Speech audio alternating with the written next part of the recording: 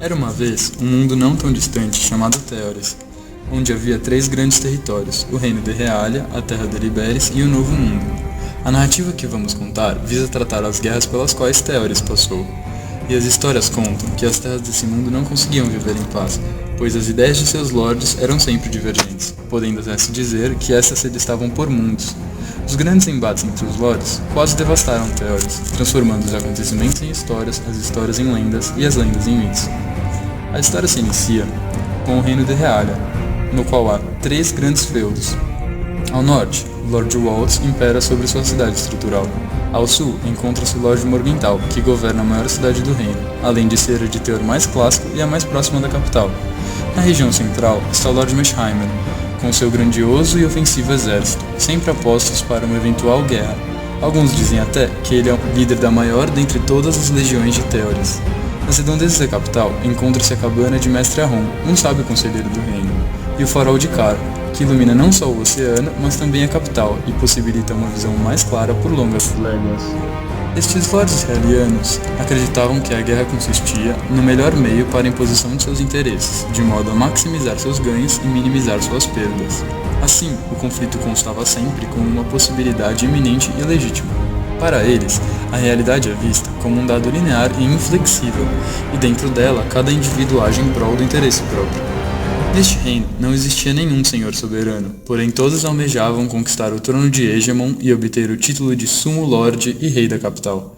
Mesmo sempre tendo em vista esse anseio, todos temiam uns aos outros, de modo que o poder mantinha-se sobre uma espécie de balança, que não pendia para nenhum dos lados. O reino de Realia sempre foi inimigo de Liberis. A fronteira entre eles é traçada pelo rio Anarcon, que nasce nas neves dos montes Robesianos e cuja fonte forma o lago Anarque. Este grande rio deságua no oceano distante, ao sul dos 2 reinados. A terra de Liberis possuía um sábio conselheiro, Sir Immanuel Kant, que auxiliava no comando da capital em sua ininterrupta busca pela paz perpétua. Apesar de poderoso, Sir Kant estava à sombra do chanceler Kelhain, chefe de Coperium, e de seu fiel conselheiro, Sir Nai, o protetor da torre de Hendensoft. Ambos moravam na parte norte do reino. Havia ainda entre a capital e o norte o antigo povoado de Angel, onde residiam os primeiros desbravadores de Liberis. Ora, Coperium ofuscava o brilho da capital. Era uma cidade institucionalizada, que buscava a cooperação dentro do reino para que este crescesse e prosperasse. Sir Kelhain e Sir Nai descobriram na cooperação uma alternativa às guerras. Fundaram, assim, muitas instituições que desde então têm auxiliado no governo do reino. O único ponto onde os 2 reinos se encontravam era a passagem de Krasner, uma pequena cidade que fora edificada sobre um val. O Lord Krasner, apesar de ser realiano, viajou por Liberis a fim de conhecer seus regimes. Não convencido de sua eficiência, retornou a seu castelo, onde manteve, contudo, ativa a passagem existente entre as terras. Ao sul, após o oceano distante, situavam-se as terras do Novo Mundo, um local selvagem que não era deveras explorado, tampouco domado. Lá não há estado unitário, mas sim cidades-comunidade autogeridas.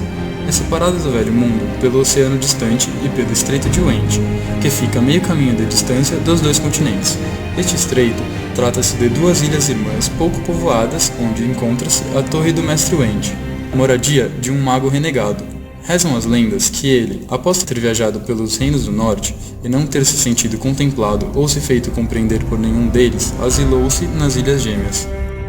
Há muito, os bardos entoam uma história de um cavaleiro errante, sem títulos ou terra. Wallerstein, como era chamado, teria vagado por Realia e Liberis, passando e despassando pelos regimes dos reinos, cruzando e descruzando a passagem de Krasner, indo e não indo, de lá para cá e daqui para lá, sempre numa incessante busca por uma localidade aonde se estabelecer. Cansado com as antinomias do Velho Mundo e prevendo a ruína desse sistema, adentrou um barco e zarpou da enseada positiva, partindo em direção ao desconhecido. Passando pelo Estreito de Wend, que na época não levava esse nome, pois este ainda não havia fixado morada lá, Wallerstein chegava ao Novo Mundo. Assim, o cavaleiro só cessou sua busca quando aterrou na costa além positiva. Ora, lá descobriu uma terra promissora, onde suas ideias tinham valor, diferente do que ocorria diante da já-cultura presente nas terras do norte. Foi então que fundou Mondo Systems, uma estalagem onde era permitido beber de sua fonte, hospedar-se em suas habitações e utilizar de uma grande biblioteca repleta de métodos e ferramentas de auxílio para a exploração do Novo Mundo. No Novo Mundo, existe um conto que narra que da estalagem de Wallerstein saíram alguns nativos e, de tão distintas suas ideias, dirigiram-se para lados opostos, assim, novas terras desbravando. Formaram Constructivilla e o Condado de Critic. Porém, até hoje ninguém sabe ao certo se esta é a verdade, nem mesmo o velho mestre Wallerstein. Constructivilla ocupa as antigas ruínas de Hegemonia, um castelo edificado pelos primeiros homens do Reino do Norte que dominavam os povos nativos do Novo Mundo, mas que agora era o centro das ideias construtoras. E lá, o povo vive sob a tutela de duas casas, a casa de Constructo e a de Desconstructo. Elas sempre caminham em conjunção, ajudando-se mutuamente e intersubjetivamente, perenizando-se com o passar dos tempos. Tudo aqui pode ser conhecido, tocado, renomeado, reconstruído, alterado, pois cada qual é responsável pela construção do mundo humano. O Condado de Critic é uma comunidade que se autogoverna. Ora, lá todos se encontram na Praça das Comunas, debatendo e decidindo sobre os assuntos de interesse comum. É dito que fora Mestre Marx, um velhinho sábio barbudo, que assentou o piso pétreo que se encontra no centro dessa praça. Todos têm voz e as decisões são tomadas pelo bem interior e exterior da comunidade humana. É sabido que de lá surgem as críticas mais ferrenhas ao arraigado modo nortista de levar as relações. Para este povo, não há humano ausente da realidade, ou realidade que se ausenta do humano, pois é o discurso que legitima a realidade vigente. A ilha de Fémilis localiza-se ao sul, e grande parte de seus habitantes são mulheres. Sua organização e forma de pensar seguem os mesmos modelos de Critic.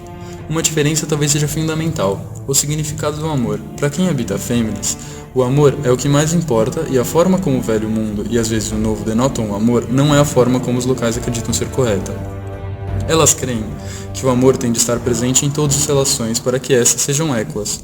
Não importa se é homem ou mulher, nativo ou estrangeiro, pois, para este povo, os frutos deste discurso apenas distanciam os seres humanos da igualdade máxima e plena.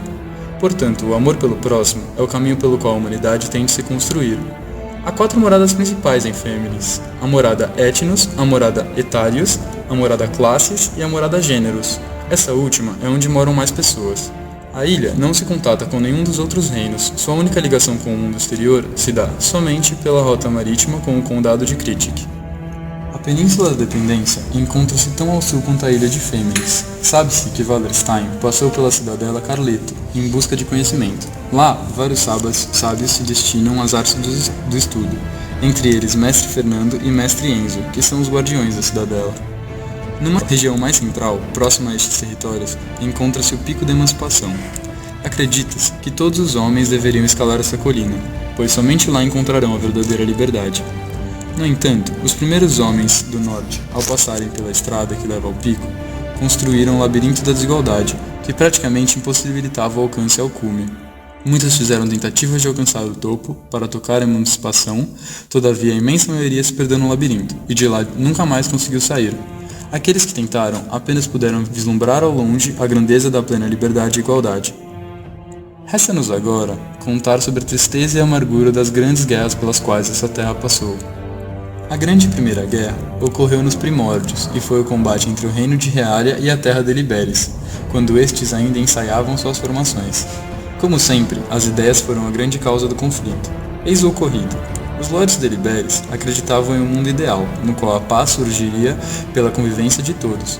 Já os de Reália, no entanto, só podiam ver o mundo como era, em sua forma desigual, sob o regimento de relações de poder. Foi a distinção das ideias entre os lords e o temor que elas incitavam o que os levou à batalha. Enquanto a população de Reália clamava por sua sobrevivência e segurança, o povo de Liberes, inspirado pelas ideias de seu ancião, pedia a paz. A guerra durou até as forças dos reinos se esgotarem, e com isso, alcançou-se um fim. Ambos saíram desolados e nenhum havia sido vencedor. A Segunda Grande Guerra não fora entre os reinos de Teores, mas tanto Reália quanto Liberes sofreram, pois bárbaros vindos da longínqua terra de Behavior atacaram os dois reinos, querendo modificar sua forma de pensar, de produzir e de reproduzir. Não é possível dizer que não foi uma guerra sangrenta, mas nem mesmo o medo e a destruição puderam aproximar Reália de Liberes, para, unidos, lutarem contra o inimigo em comum. Afinal, suas visões de mundo e os modos como interagiam com ele eram distintos deveras. Ora, a capacidade individual prevista pelos liberianos jamais seria aceita pelo povo de Realia, o qual só podia crer na concretude material da anarquia. A guerra perdurou por algumas décadas, devastando os feudos e os campos de produção, até que, cada qual da sua forma, eles conseguiram expulsar os bárbaros. Os reinos permaneceram em relativa paz até que Lord Kelrane, ao sentir-se contrariado com os dizeres de Lord Waltz e de seu aliado Lord Mersheimer, começou a se preparar para a guerra novamente. Mais do que uma batalha entre os dois territórios do norte, essa era uma luta pela legitimação da cidade de Coperion. Eis, então, a Terceira Grande Guerra. Exaustos com as constantes confusões que rodeavam, Lord Kelrane tratou de defender a sua escolha racional pela cooperação, para jamais ser confundido com o sábio e idealista Sir Conselheiro Kant. Para aquele, a harmonia era puramente apolítico, pois era o conflito de interesses que gerava a cooperação e mitigava o temor da trapaça. Ora, a despeito do que os nobres Waltz e Mersheimer defendiam, tal cooperação possibilitaria que todos fossem merecedores de ganhos, ainda que desiguais. Os lords de Realia, insatisfeitos com o que chamaram de ingenuidade liberiana, foram à luta, já que estavam cientes dos graves riscos que as ideias liberianas poderiam causar aos ganhos absolutos e, ainda incrédulos na capacidade das instituições de promoverem a paz. Trataram de defender a ideia de que nada poderia alterar a busca dos reinos por ganhos relativos. Afinal, para estes, poder era entendido em termos de alcance da segurança e, principalmente, sobrevivência. Uma vez mais, terminava uma guerra sem vencedores, apenas gerava concepções que se frutificavam na edificação de mais e mais embates. Alguns relatos narram, porém, que nenhuma dessas grandes guerras foi tão intensa como a que agora será contada. Mais do que sangrenta ou destruidora, a Quarta Grande Guerra foi um verdadeiro embate estrutural. Muitos magos nomeiam-na Guerra Ontoepistêmica, pois dividiu as concepções de realidade entre o racional e o interpretativo. 3 grandes territórios, apenas 2 ideais e um único objetivo: conquistar o pico da emancipação, cada qual à sua maneira. Os reinos do norte, apesar das discordâncias absolutamente profundas, possuíam métodos de combate e dominação semelhantes, e mesmo que separados, partiram ambos da enseada positiva para o além-mar.